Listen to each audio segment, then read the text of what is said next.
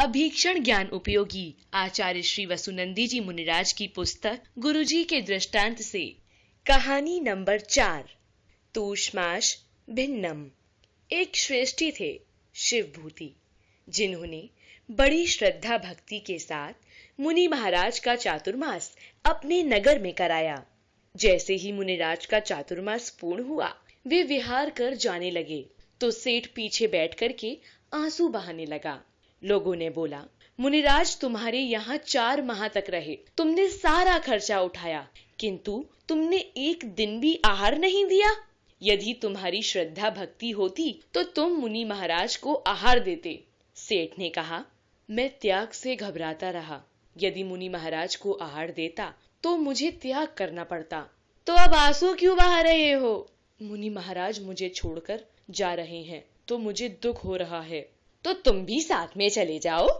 विचार तो मैं भी यही कर रहा हूँ कि मैं भी चला जाऊं, सब कुछ छोड़ छाड़ के। क्या मुनि बनोगे? हाँ, विचार तो ऐसा ही बन रहा है। घर के नगर के लोग बोले, बड़ा अच्छा विचार है तुम्हारा। यदि तुम जैसे व्यक्ति मुनि बन गए तब तो कहना ही क्या है। जल्दी करो, कहीं देर ना हो जाए। लोग तो उपहास में कहने लगे, किंतु उनका पुण्य कर्म का उदय ही था। वे निकट भव्य थे। परम वैराग्य से युक्त होकर उन्होंने गुरु के पादमूल में दीक्षा ले ली और घोर तपस्या करने लगे। वे शास्त्र के सिर्फ तूष्माश भिन्नम इन 6 अक्षरों को जानते थे।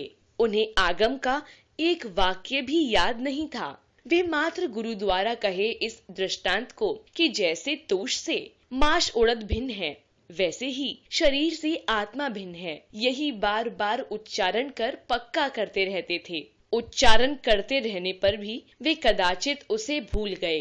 अब वे अर्थ तो जानते थे, किंतु शब्द नहीं।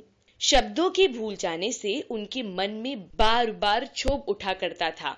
एक दिन उन्होंने किसी स्त्री को दाल को तूशों से पृथक करते हुए देखा और पूछा, आप क्या कर रही हैं? वह बोली, मैं तुषों और उड़दों को अलग अलग कर रही हूँ। मुनि बोले, मैंने पा लिया। हाँ, मैंने पा लिया। और इतना कहकर चले गए। पुण्य कर्म का उदय देखो।